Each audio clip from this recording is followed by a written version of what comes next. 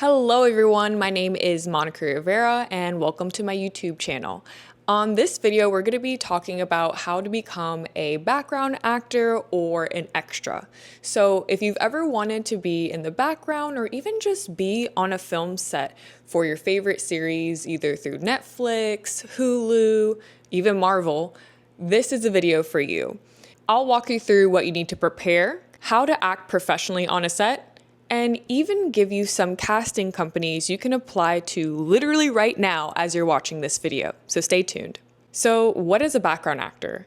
A background actor is someone who is an actor put into the background of a scene to help it feel more real, help it feel more lively. Maybe you just like working background on film sets and getting free snacks all day, or just being able to connect with people who happen to be fans of the same show that you are, or just a fan of film and cinema in general. Overall, I think starting off with background acting is a great way to kind of get introduced to just being on a film set without needing to have much experience, without having much connections, honestly, and without needing to be a part of a film school. This is something you can literally get paid to do, having no experience and have a blast doing it. That's how I got started. Honestly, my very first film set was working on set for Stranger Things season 3, and I had what was called like a featured role, which is really just like you actually get seen, you're a little bit more than just a blur. So secondly, what do I need to prepare in order to become a background actor? You really don't need much, but first things first, what you're gonna need is photos. So pretty much when there's a background casting call that goes out, the first thing they're gonna ask for are just typically 3 to 2 photos of yourself, namely gonna be a headshot, which is what it sounds like, just a clear, maybe a little bit above the shoulders and cut off right above the top of your head, clear with good lighting, nothing distracting, your natural hair and makeup as you would do it on an average day. Nothing too glitzy, nothing too glammed up. This is not like a high fashion shoot. It is just a picture of your head on a clear, preferably white background. What I would recommend as far as what to wear for a full body shot is just all black or a white top and blue jeans. And that's because that's more than likely going to show whoever's casting for this project, if you're saying you're this size or this measurement, does it really pan out to what we're seeing in the photo? Which brings me to my next point. You're gonna need to know your measurements. Now, in order to get your measurements, typically you're gonna want your height, your weight, and even just specific bust, waist, and hip measurements and your shoe size. Sometimes it can get a little bit more specific for men and women depending on maybe if it's an older style of dress they need to put you in or a period piece film.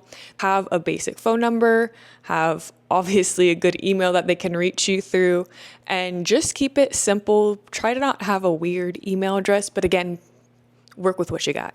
Lastly, what you're going to want is reliable transportation. This is a big one because people seem to have the mindset that if you're working background, that means you're a big starlet. No, you're just like anyone else reporting to. And essentially, casting would just like to know that you can get to set on time. Because believe it or not, 9 times out of 10, the call times can be pretty early in the morning.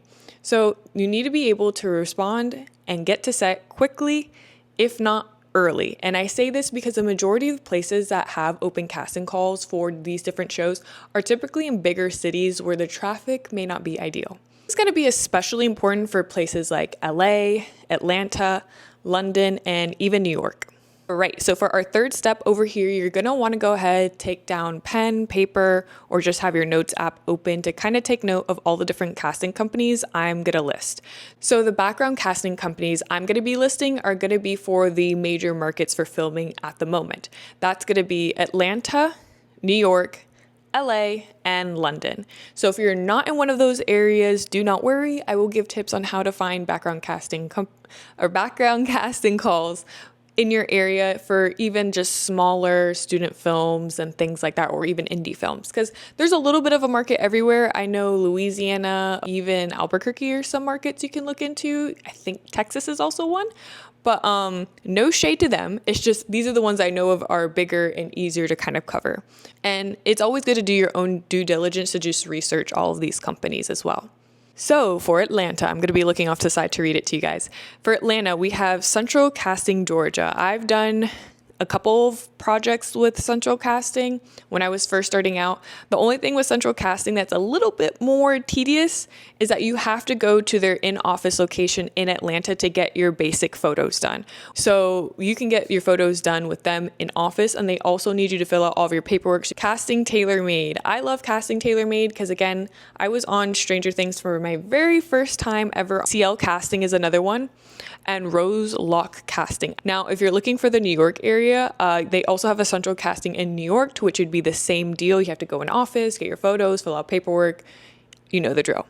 Then we have Grant Wolfley Casting. I have done 1 or 2 shows with them, and they're pretty decent. Again, they called me in to be a stand-in, which, if you're not familiar with what a stand-in is, it's essentially like a bump above being background, where you may not necessarily be seen, but you can kind of act as like an understudy for whoever the main actor is for the show.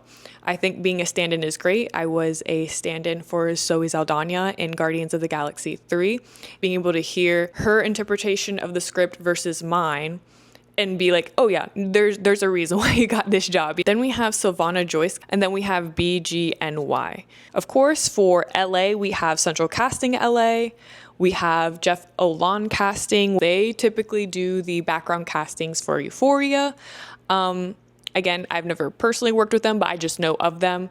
Then we have Bill Dance Casting, and then Sandy Alissi Casting. You want to follow them on Facebook, namely because a lot of the times these background castings will go out on Facebook, believe it or not, and you can keep up with them there. They also have their own internal databases that you can sign up for, and you can also see that 9 times out of the 10 they go under kind of different aliases or a secret name. Okay, now for London. For London, we have Mad Dog 2020 Casting, Universal Extras, The Casting Collective, and Ray Knight Casting.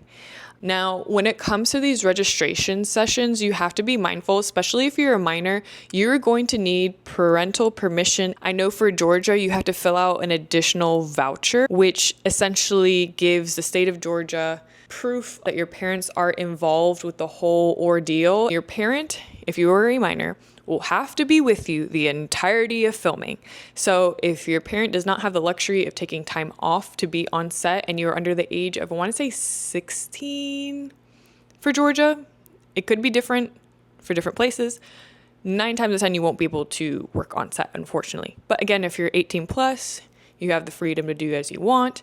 So number 4, what to expect on set. So first things first, you're going to have a call time. A call time is just going to be when they expect you to be on set. I would highly recommend that to your call time add an hour to an hour and a half plus, because you want to be there early. You do not, especially if you're your first time on set, want to leave a bad impression. Be there early.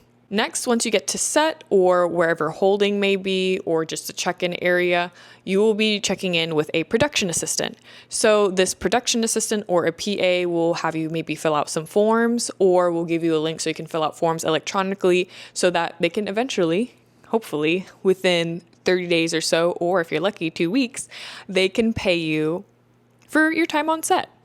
Usually the production assistant or whoever may be assisting will kind of guide you to wardrobe or makeup or just where you'd be sitting and holding. 9 times out of 10, you're going to have amazing snacks readily available to you, to which I am one to be glued to the table, known as crafty. Crafty is just the term used for the snacks that are laid out for you that you could just take as many as you want. Dump the whole thing in your bag? Probably not, but take a couple. The next part, and the most frequent part of background acting, will be the waiting. So don't take it personally when you're not grabbed and thrown into set right away and it's so exciting, you see so much going on. It's usually you're just sitting there and waiting.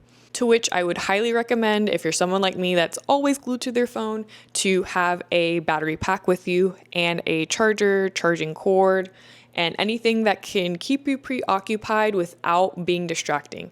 That's like a book, that's maybe a little iPad. But this leads into my next point, which is how you should be behaving on set. Obviously, you're not there to just sit pretty.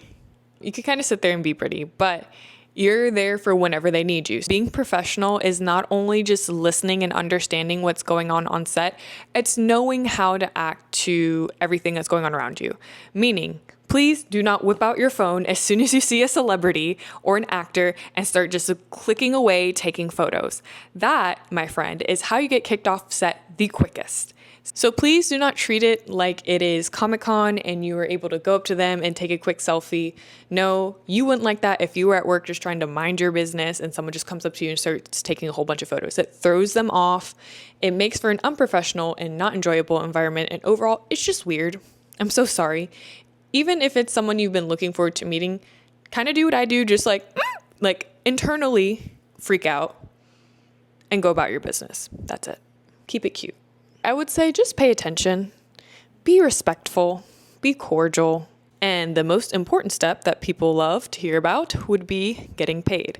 So there's going to be different rates depending on what they need from you, if you're featured, and even your union status. So pay is going to vary, but typically, if you're looking at non-union work, it can be anywhere from $100 to $150 per day. And on top of that, you have something called overtime as well. I think that was the most confusing part for me in the beginning. You'll see something like, $150 over 8. So that means for 8 hours of being on set, you will be paid $150.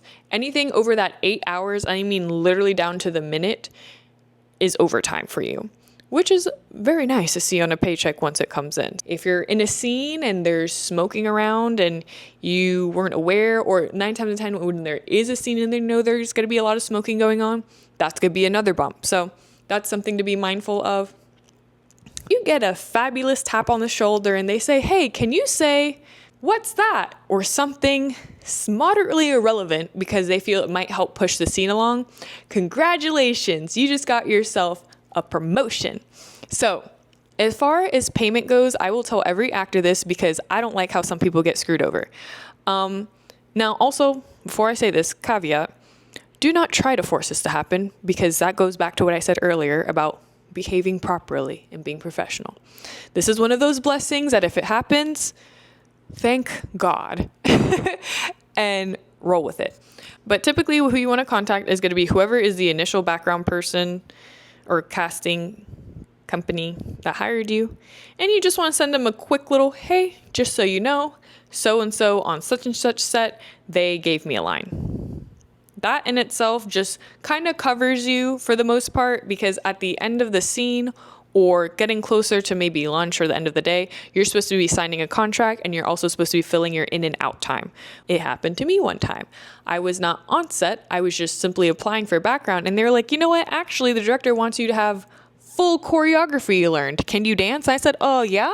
Congratulations, your first SAG contract ever. And it was an amazing time. But another thing about payment, almost forgot to mention, 9 times out of 10, you will be getting checks in the mail, coming tentatively every 2 weeks to 30 days, depending on the program, the set.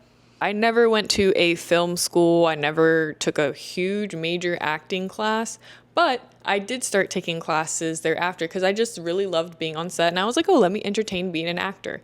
All right, guys. And that is it. That is essentially all you really need to know when becoming a background actor or being an extra for these shows that you may love. If it's something you want to try just for fun, go for it. It's one way a lot of people get their foot in the door, and you would be surprised what opportunities can come to you. So that's going to be it for now, guys. Down in the comments, let me know what city you're in, maybe what productions you would love to be a part of, or even if I helped you get booked on set. That would be amazing because I love hearing those stories. But as always, thank you so much for watching. Be sure to like, comment, and subscribe, and stay tuned for the next video. All right, guys, have a good one. Bye.